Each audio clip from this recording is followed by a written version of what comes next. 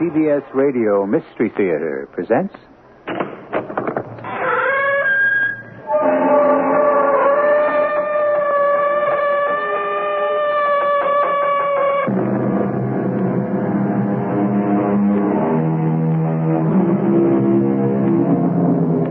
Come in. Welcome. I'm E.G. Marshall. There are those who tell us not to look a gift horse in the mouth. Accept and be happy to receive. Don't question the gift or the giver. Good advice at times, unless, of course, you're not sure you want to receive in the first place. If the gift horse is the kind who may kick down your stable, you might do well to think twice before accepting. I have your briefcase, Mr. Sloan. You left it in my taxi yesterday, remember? I thought you might appreciate... Briefcase? I didn't lose any briefcase. I don't know what you're talking about. But I know this is your briefcase. You were carrying it along with your squash racket, and you left it in the back seat of my cab. Look, you got the wrong man, mister.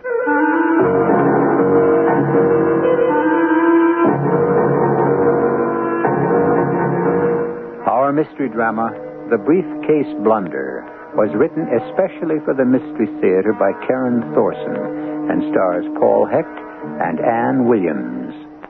It is sponsored in part by X-Lax and Buick Motor Division. I'll be back shortly.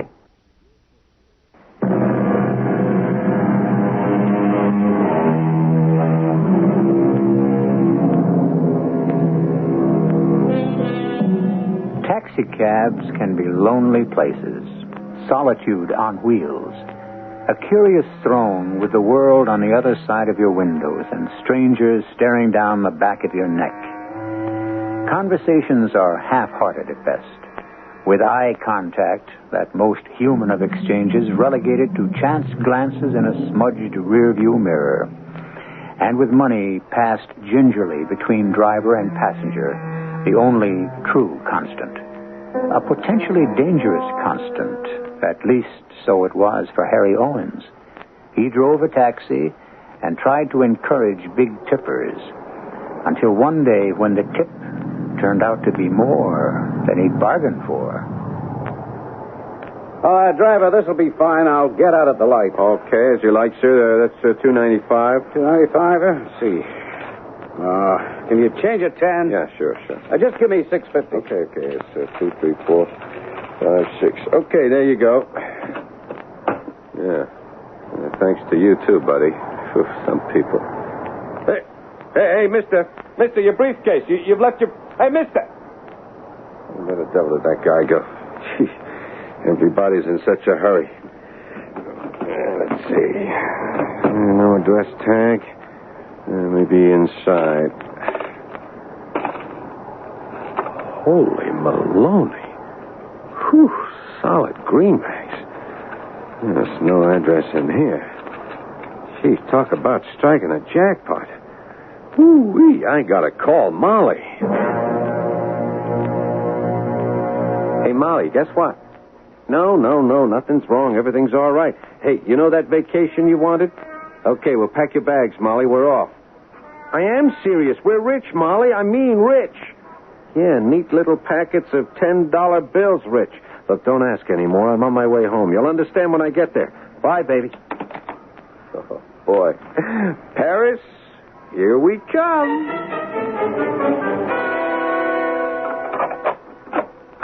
Molly, I'm home. Harry? Now, what is this? Hey, just look here, Molly. Look at this.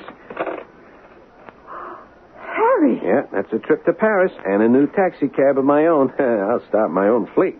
I don't understand. There's not much to understand. I found it on the back seat of the cab. No address, no nothing. We are meant to have this, Molly. Meant to have it? Yep. Oh, but Harry, people don't just go around leaving briefcases full of money. There must be more to it than that. What more do you want? I had a passenger. He got out in a rush. He left the briefcase behind. I called after him. He was lost in the crowd. Now, Harry, that's not like you. You've tracked people down and returned things before. What was the man's destination? He didn't have one. Now, what I mean is, he just got out at the light. He'd asked to go to 400 Park, but he got out near Grand Central Station, and I picked him up down on 19th Street. Nowhere specific. So how do I trace him? He didn't talk much. He didn't even say thank you. He just ran off into the crowd with his squash racket and left us the briefcase. Squash racket? Yeah, I guess with that in his hand, he didn't miss carrying the briefcase. You know, when No, wait a minute. Now, if he had a squash racket, he must have been playing squash. Well, let's look in the yellow pages. Maybe there's a squash court down on 19th Molly. Street. Now, here we go. All right, a squash, square dance, Molly. squash court. Look, Harry, a tennis and squash club right on 19th Street. Yeah. You must try and find him. Molly. Well, I'm surprised at you, Harry. You've never done a dishonest thing in your life. This money isn't ours, and you know it. Now, if you return it, there's probably a reward. From the looks of it, there's enough there for a crowd. Yeah, that's just what I mean. It's a fortune landed right in our laps, all our dreams. Just count it, Molly. Think of all... Well, I wouldn't touch the stuff. It's not ours to count. Now, I don't want to hear another word until you've done everything in your power to give that man back his money. Yep. Now, go to the squash club on your lunch break tomorrow. Oh, do it, Harry. You'll feel a lot better inside when you've done it. You know you will. I'm sorry, sir, but that's against club regulations. We do have someone who might fit that description, but I'm not allowed to give out members' names. You'd have to leave the briefcase with me, and I'll find out if anyone claims it myself. Hey, look, you can't have that many members with heavy eyebrows and a mole on the left cheek. Come on, let me see the guy. I'll know right away if it's him. I know faces. All I do every day is look at strange faces. I'll put this briefcase in the hands of its owner and nowhere else. But this is highly irregular. You can't just... Oh, all right, I suppose this is an exceptional situation, and you have come all this way. Right. Yeah, come along with me. We'll go into the squash courts. The gentleman you describe happens to be here right now. You can take a look and see if he's the right one. Third court, down on your left. Those two men over there. Yeah, that's the man. That's him. I thought it might be. Well, wait while they finish this volley. There. Mr. Sloan. Excuse me, sir. There's someone to see you about something you left in the taxi What is cab. it, Amos? I can't hear you. I have your briefcase, Mr. Sloan. You left it in my taxi cab yesterday, remember? I thought you might appreciate... Briefcase? I don't know. I didn't lose any briefcase. I don't know what you're talking about. But this is your briefcase. You were carrying it along with your squash racket. You left it in the back seat of my cab. Look, if you found a briefcase, then turn it into your cab company. They have a lost and found. You got the wrong man, mister. Come on, Frank. Let's finish the game. Well, I've done what I can for you. There's no one else here who could fit your description. But that was my passenger. I'd know him anywhere.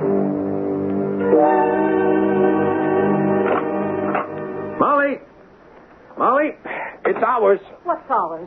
What are you doing home at this hour again? Oh, no, Harry, you've still got that... I got it because the man wouldn't take it. I found him. Sloan, his name is, right at the squash club. And when I tried to give him the briefcase, he refused to take it. Refused it? But why? Well, you must have had the wrong man. No, Molly, I know it was him. You know I never forget a face. And he knew who I was. I could see it in his eyes. He was livid. As if somehow I'd insulted him, trying to return it. He practically had me thrown out of the club. But it just doesn't make sense. Never mind what makes sense, Molly. He didn't want it. And now it is ours, conscience-free and clear. Well, if he didn't want it, then he must have a reason. Oh, Harry, I don't like this. Why would anyone carry around that much cash in a briefcase anyway? Now, it has to be something illegal. Illegal or not, there's no way we'll ever find out. Well, I want you to go to the police. What? The police? They won't know any more than we do. They couldn't possibly solve this, especially when the owner himself denies that it's his. Now, why should they have the money? We found it, and we need it more than they do. Well, what if the bills are marked? Marked? You mean that... Well, now, listen. These bills may be no good at all. It may be a plant. Oh, Harry, I think we should go to the police. But if you don't, I will. I want to see the commanding officer, please. It's a matter of utmost importance. I won't see anyone else.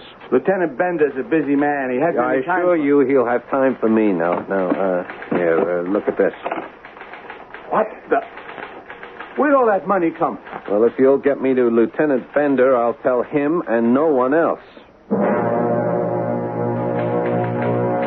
Lieutenant Bender will see you now. I'll be down the hall if you need anything, Lieutenant. Well, now, sir. What seems to be all the urgency? Say, haven't I seen you... You're Frank, the other guy on the squash court. Frank Blunder, that's right. I'm the lieutenant in charge here. So you're the cab driver who broke in on our game. What are you doing here? Well, I'm returning the briefcase. I mean, someone left it in the back of my cab. I don't know what to do with it. The thing is, well, here, look, it's full of money, look. Well, indeed it is. A real bundle, it looks like. Well, maybe you'd better begin your story all over again, from the beginning. I told you, Lieutenant, someone left this in the back of my cab. What were you doing at the tennis and squash club? Trying to return it. You see, I picked up this passenger there. I thought maybe it was his briefcase. But I must have been mistaken. It wasn't his. You saw for yourself. So I did. Although I had my mind more on the squash game than on any lost briefcase. Sloan didn't seem to give it any importance. Well, I obviously had the wrong man.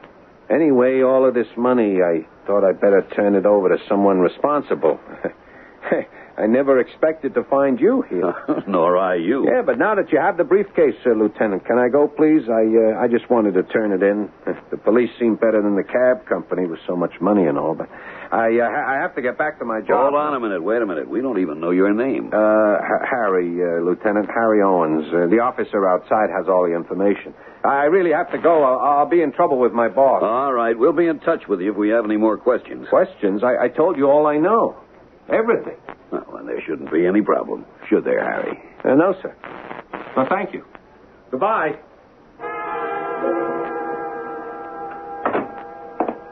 That you, Harry? I am all. Well, here we are. Back in the poorhouse. You turned it in then? Yeah, I turned it in. It's funny. By the time I handed it over, I was almost glad to get rid of it. Oh, you did the right thing. You know, Molly, I haven't told you the half of it. The strangest thing happened. I asked to see the commanding officer, you know, the way we'd agreed, and he was the same man I saw on the squash court. I don't understand. My passenger's squash partner. I recognized him as soon as I was brought into his office, and I knew his name, Frank. Sloan called him Frank as I left, and sure enough, Lieutenant Frank Bender, sitting right there in front of me, head of the whole precinct. Sloan's squash partner? How strange. Did he recognize you? Yeah, he remembered me right after I called him Frank. But he was more interested in the money than in having seen me before. And I told him that Sloan must have been the wrong man.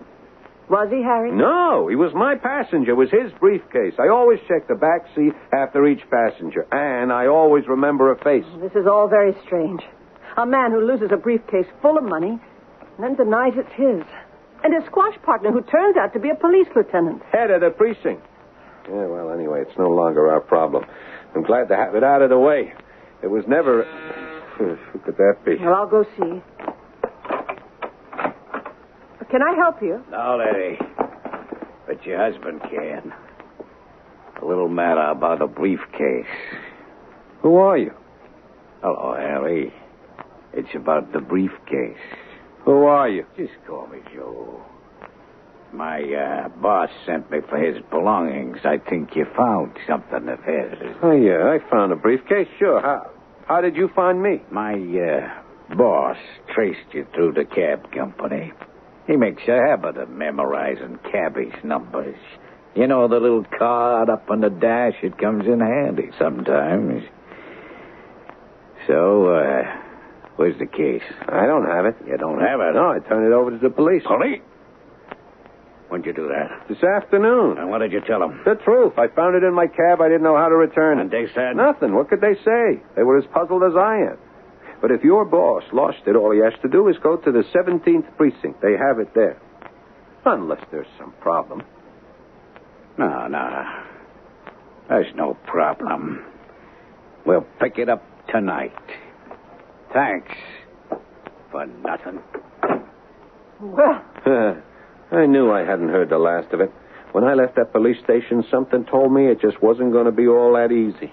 Harry, if that man's boss really owns that briefcase, then who is Sloan? And why was Sloan with Police Lieutenant Bender? Molly, I don't know. I just hope we never see or hear from any of them again.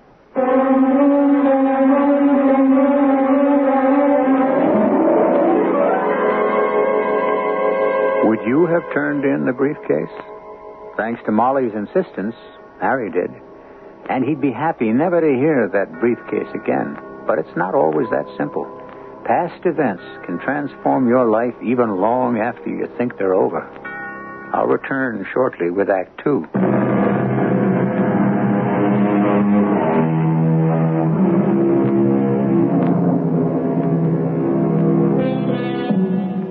A simple taxi ride can turn into a nightmare.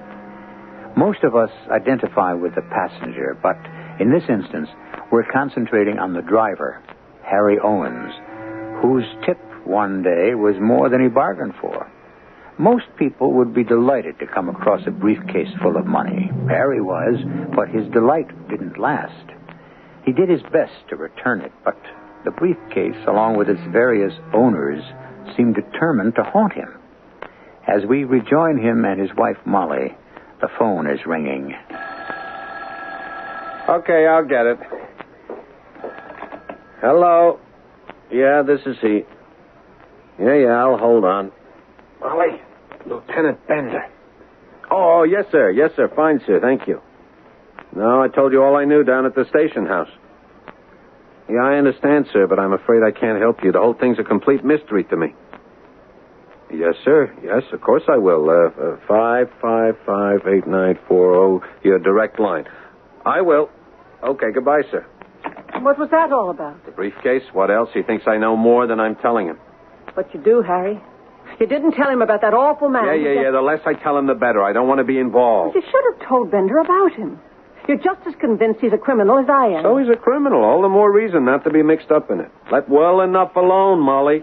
Why, Harry Owens, I never thought I'd live to see the day when I'd call you a coward. I'm not a coward. There's no sense in sticking our neck out when we have no real information. I mean, what could I tell Lieutenant Bender? A stranger named Joe? Now, you could describe him. You could go through their, what do they call those things? Mug sheets. Maybe you could identify him. And Sloan, too. Well, they don't know how good you are with faces. You can help them, Harry. They need you. Besides, if it's sticking your neck out that worries you, don't bother worrying. We're already involved. They know who we are, where we live. No telling what they may decide to do next. I mean it, Harry. We'd be better off with the police on our side. What's for dinner, Molly? What's for... Aren't you going to call the lieutenant? He gave... I am not going to call the lieutenant. I'm sorry, Mom. Too much has happened to me in the last 48 hours. All I talk about is the briefcase. The briefcase. To you, to Sloan, to Lieutenant Bender, to Joe. I'm sorry, Ma. You got to give me a break. Oh, Harry, I'm sorry. Of course I'll give you a break. And a hot meal probably wouldn't hurt either. I bet you didn't even have lunch, what with going down to the precinct and all. You are right. We've discussed this enough.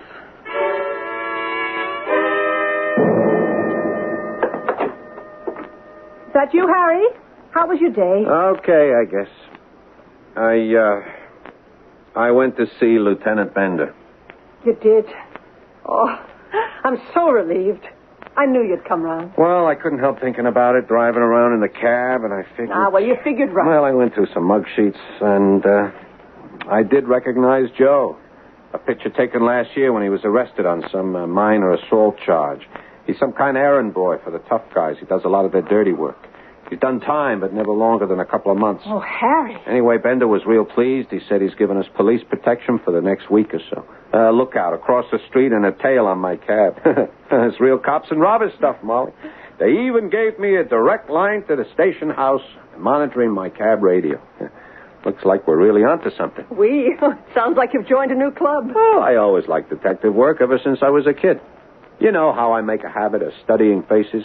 It's all the same game. And Sloan? Did you find out about him? No, not really. I told them he was, without doubt, my passenger and somehow involved with the briefcase. But Bender said I should leave that part to him. Apparently, he suspects Sloan of something, but he won't tell me what. Harry, you will be careful. Of course I will. All I'm to do is keep on the lookout for anything new. And keep in touch with Bender every hour or so. He'll be meeting with Sloan tomorrow morning. I think he has some kind of a plan.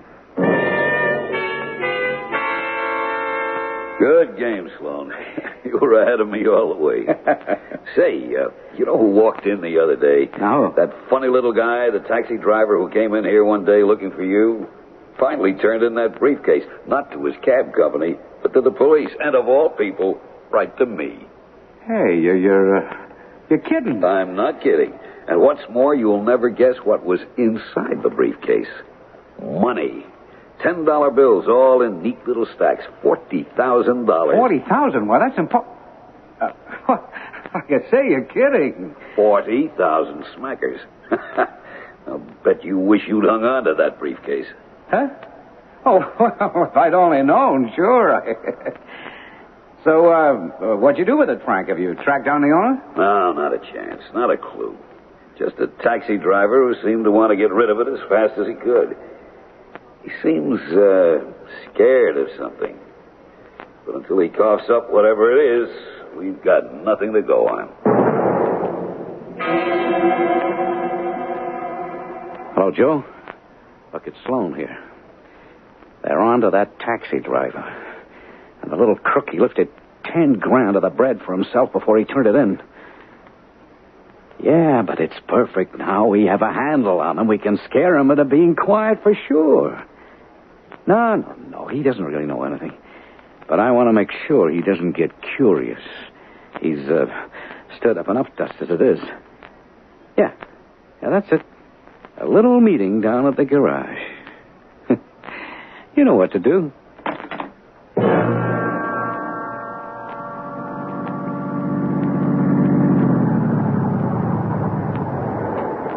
Just hold it, Harry. What? You're not quite through for tonight.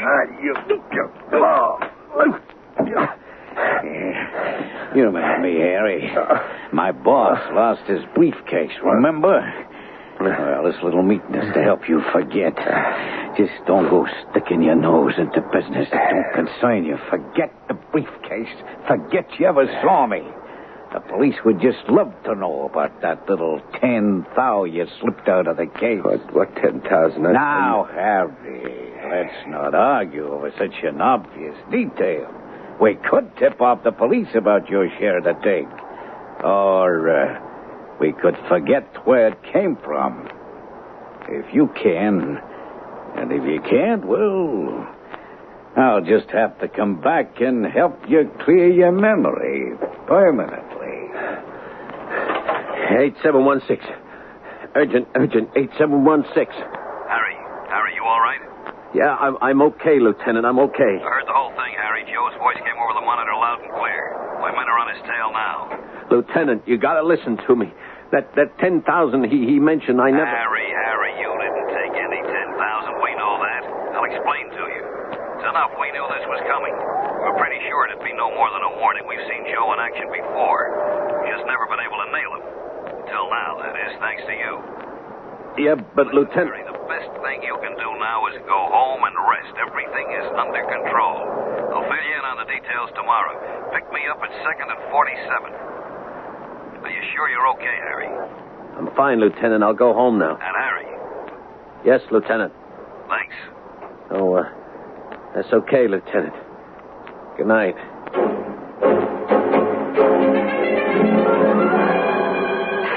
I'm Molly. sorry, honey. I know it hurts. We'll have this bandaged up in a minute. Can you tell me once and for all just what happened? I can't make head and tail of your story. Well, I can't tell you any more than I already told you. Joe was waiting for me in the garage. He told me to keep out of his business and forget all I know, or he'd tell the police I took 10 grand out of the briefcase before turning it in. But how? How would I know how? All I know is he thinks I have 10,000. 10,000 I never took. But Lieutenant Bender is sure you don't have. Right. And how does he know? I don't know. He trusts me. Oh, I don't like this. Someone's setting you up. Molly, I'm meeting with the lieutenant tomorrow. He's going to explain everything. He told me he would. You really trust the lieutenant? Trust? Of course I trust him. What do you think? Well, I'm not so sure I trust him myself. Molly. Now, what if all he wants is a share of that money for himself? But he doesn't want it. Now, look. I don't know how he got to Joe, but he sure knew Joe was coming. And he heard all that Joe said over your radio, thanks to his monitor. Oh, he was on the squash courts with Sloan. You can't forget that. It's all a little too pat. Well, how much money was in that briefcase? I don't know, 50,000, I think. So if Bender wants to keep 10 for himself, he simply declares that the briefcase held only $40,000 when you turned it in. Molly, you can't think... Well, I not only can think, I do. I don't know where all that cash came from in the first place, but they got their hooks into it and into you. I'm quite sure of that. Now, stop it, Molly. I'm not going to think this way. I do trust Bender. I've been dealing with him. I know him. You don't. I know it all sounds confusing tonight, but I'm sure he'll straighten it all out tomorrow.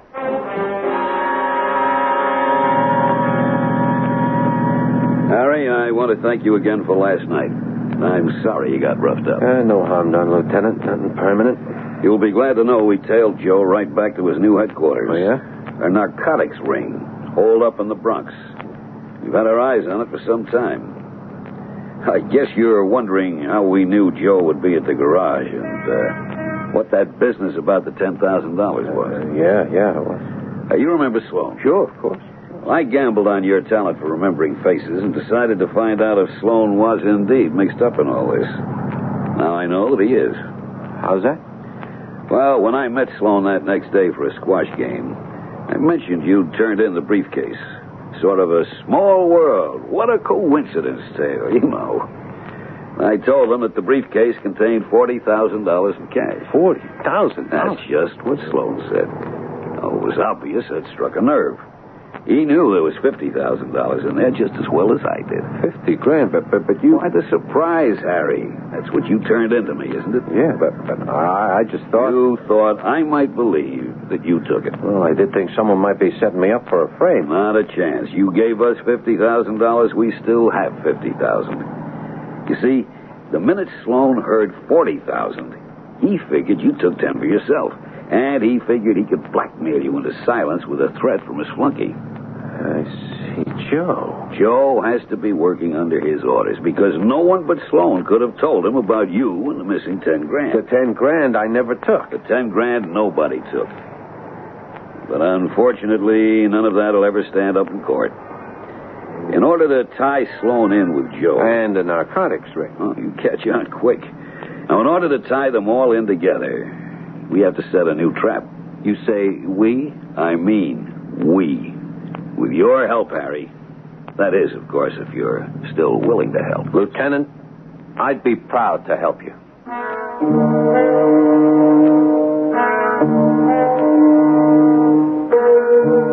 Whose judgment would you trust? Harry almost always follows Molly's advice, but this time it looks as if they might not agree. Harry seems to have put his faith in Lieutenant Bender, while Molly is afraid that her husband is about to be framed. Molly is a shrewd little woman, but imaginations have been known to work overtime. Too much imagination? Or perhaps not enough? For the solution to this mystery, you will have to wait for Act 3.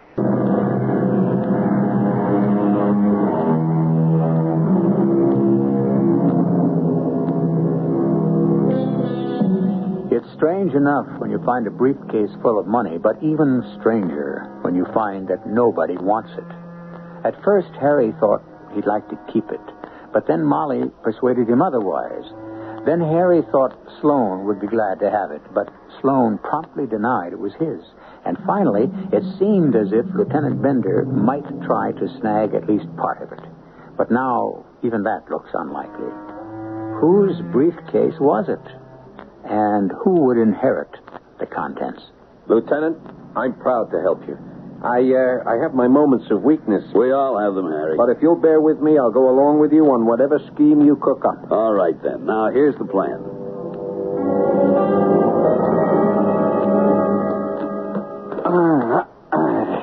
That's just what the doctor ordered, huh, Frank? A good massage after a good game. Oh, it gets all the kinks out, that's for sure. I don't know what I'd do without these squash games to break the routine. I always come out of the shower feeling like a new man. Yeah, ready to tackle the day all over again. Well, almost. Days like today, I wouldn't want to repeat. We still have 2 homicides, 1 suspected arson, 7 unsolved petty thieveries, and not to mention that crazy briefcase full of cash. It's still sitting around unclaimed. Oh, yeah. The taxi driver's big find. Huh? That's the one. No one else seems about to step forward and claim it. Strangest thing.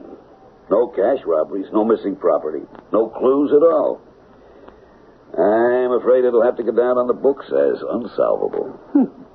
No leads left to follow, huh? No leads, and no time, and no manpower either. Oh, well. Hey, how are you doing on that narcotics case? The same runaround, one false lead after another. And what happened to that big shipment you got wind of? Just disappeared into thin air. Oh, the drugs got into the country, all right. We've seen signs of them on the street. But my tip-off turned out to be some penny ante side order, no more than a couple of ounces. Hardly worth busting. They fed you just enough to keep you busy while they snuck in the big stuff. Yeah, looks that way. And I don't want to turn in the little guys when it looks as if I have a chance of bagging the big one, you know? So I keep treading water, hoping me, Mr. Sloan, there's a call. You can take it on the house phone on the wall there. Okay, thanks, Amos. I'll pick it up in a second. Yes, sir. Sorry to bother you, sir. They don't even let you alone in the showers. Talk about station house addicts. Count yourself lucky. In my beat, they follow me wherever I go. Hello? Sloan here. Who? Oh, yeah, I remember. So what do you want? Something I ought to... Well, come on, make it snappy. I haven't got all the time in the world. What? You what? Well, look, I can't talk to you over the phone. Yeah, 10th and Broadway in front of Grace Church. Okay, in 15 minutes. Yeah, it never stops. You lead? Oh, you never know, but you always have to jump just in case. Well, maybe this one's the big one. This one? Yeah, it could be a big one. Look, Frank, I'm sorry to leave you in a rush. This guy sounded impatient. Oh, thanks for the game. My pleasure, Sloan. My pleasure.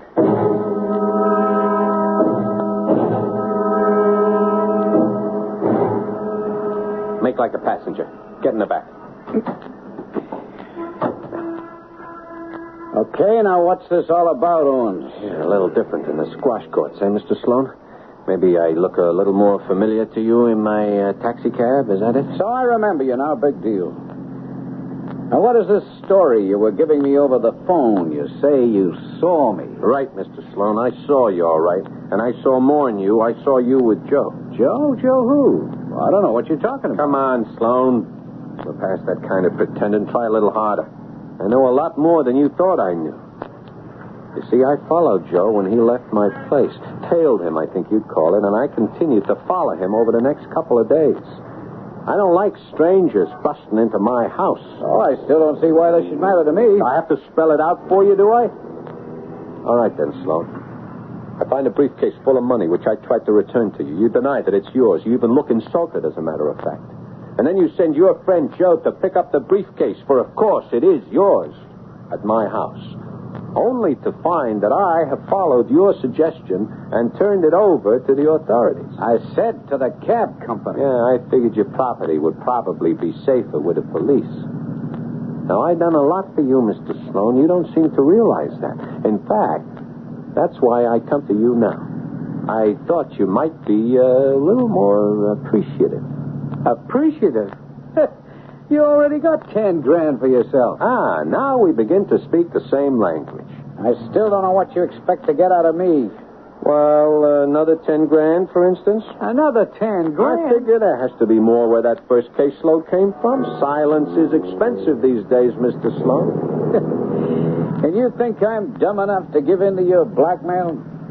Once you have 20 grand, what's to stop you from asking for 30? 20 grand will buy me my own taxi cab. I want no more than that. You're just going to have to trust me, Mr. Sloan, and I don't think you really have any choice. Oh, I don't know. We can let the police know that you lifted... What, that the 10 grand that disappeared somewhere between you and the police? So what if I did take it? The police couldn't prove anything, even if you did tip them off. Unless, of course, you're prepared to go in and testify that 10 grand is missing from your briefcase. Now, somehow I get the idea you wouldn't want to do that.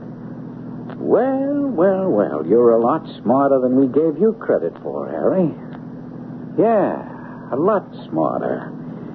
It looks like we may just have to do business together after all. You realize, of course, I don't carry that kind of cash with me, so I'll have to... Oh, you'll have plenty of time to get the 10 grand, Mr. Sloan. We'll see each other tonight, for example. Tonight? No, that's Tonight, not early Mr. enough. Sloan. 4 hours from now, same place, 10th and Broadway, all right? And just make sure you come on your own and make it a personal delivery. All right, wherever you want. I'll be there at 8:30 tonight. Alone. Alone.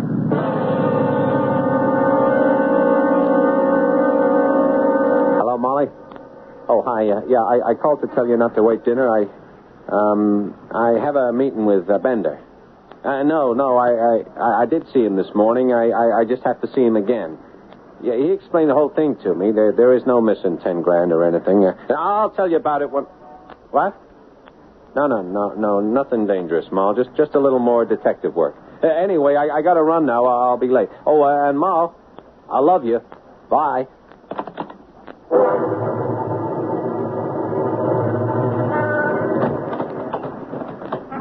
Oh, welcome back, Mr. Sloan. Looks like you got yourself a new briefcase. You mean I got you a new briefcase?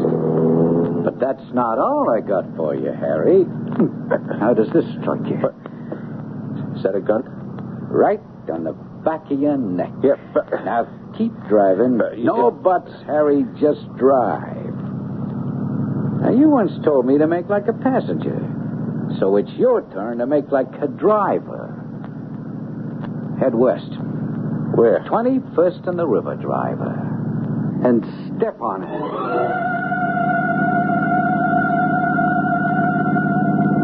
Okay. Make a left here, Holmes. Hey, that's a dead end. Make a left. There's a friend of yours here who's been waiting to see you. All right, now pull up here.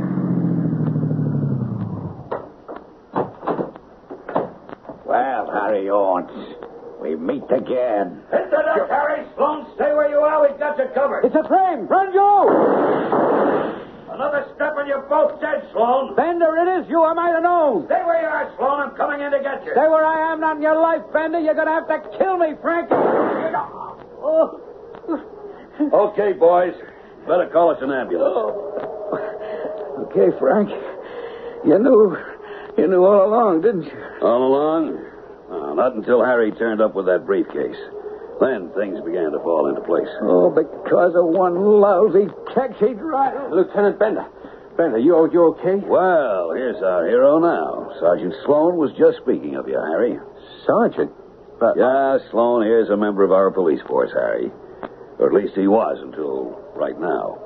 As a matter of fact, he's been in charge of investigating a heavy narcotic... Investigating? Looks to me like he was trying to do a little of both. Drugs are big business after all, and dealers just love to find cops who won't blow their cover. Then, that money in the briefcase was a payoff? That's right, Harry. Just as you told Sloan this afternoon, silence is expensive these days. Oh, there was a crooked cop after all. What's that, Harry? That's just something my wife has said to me. She's been trying to second-guess this case all along. You should meet her. She's quite a detective herself. I'd like to. As a matter of fact, Harry, I was wondering if I couldn't stop by your house a little later. I have a few things I'd like to talk over. Why, sure, Lieutenant. We'd be proud to have you. Oh, no, Lieutenant. I knew perfectly well that tonight had to be something crucial. Harry sounded too strange on the phone for just a casual meeting, and, well, he just doesn't tell me he loves me all that often. So I knew something was up. To see him walk in that door. Well, Harry was right. You would make a good detective, Mrs. Owens. And that brings me to what I wanted to talk to you about tonight, Harry. Beyond thanking you for all of your help on this case, I wondered if you'd consider helping us on a permanent basis as an undercover policeman. An undercover? You could keep on driving a taxi. In fact, we'd want you to do that. What I mean is, you drive around as usual, but keep your eye open for trouble. And we stay in touch by radio. Yeah, that sounds pretty exciting, Lieutenant, but I'm not so sure that the cab company... Oh, we'll take care of that. We'd probably have to buy you your own cab. But you see, Harry, now that we have all that cash from the briefcase, we can use it to beef up the force. After all, without you, we wouldn't have had anything. Not the briefcase, or Sloan, or even Joe. Not to mention the drug busts we'll probably swing in the next couple of weeks. Oh, Harry, I told you something else would come along. What's that, Molly? Yeah, she's talking about my having my own cab. You see, it's something I wanted for a long time, and, well, when I found the briefcase, You couldn't help thinking that all that cash could turn into a cab of your own. Yeah, I'm afraid so. Well, of course you thought that. Anyone would. But what counts is the bottom line, Harry. And you opted for honesty. And that's why you'd make a good cop. And why Sloan was a bad one. That's right, Molly. Well, Harry, what do you say? You just hired yourself a taxi, Lieutenant. I'm your man.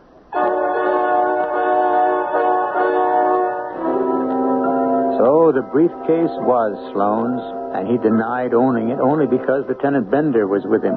But later, when he tried to retrieve it, it was too late. Too late to retrieve his money, and too late to stop the chain of events that would lead to his arrest. Greed was his downfall, as it might have been for Harry, had he kept the briefcase instead of turning it in. I shall return shortly.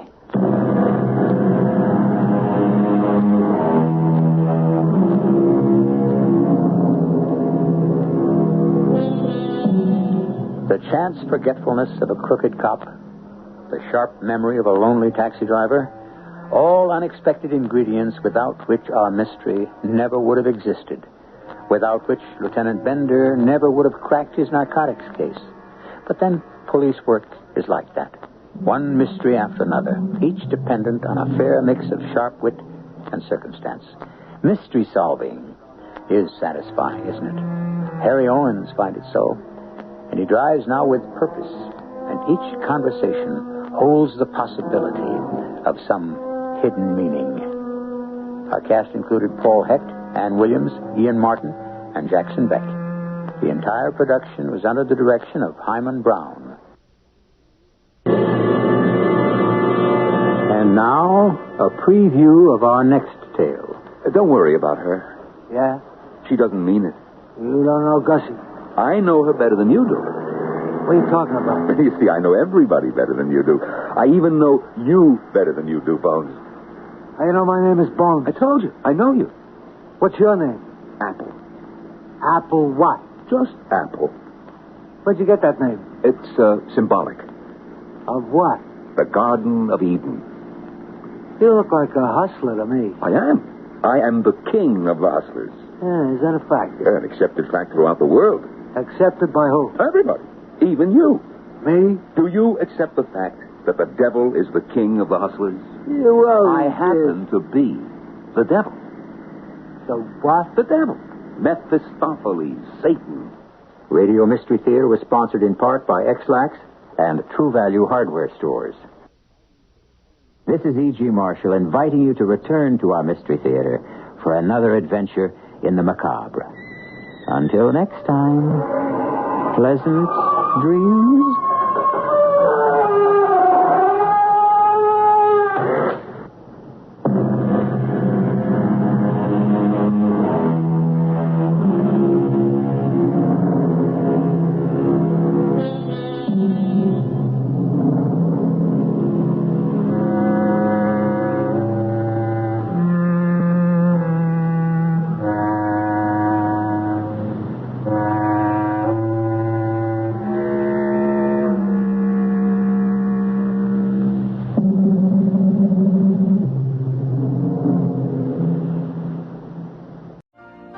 You've been listening to the OTR Gold Network. Find more classic radio at otrgold.com.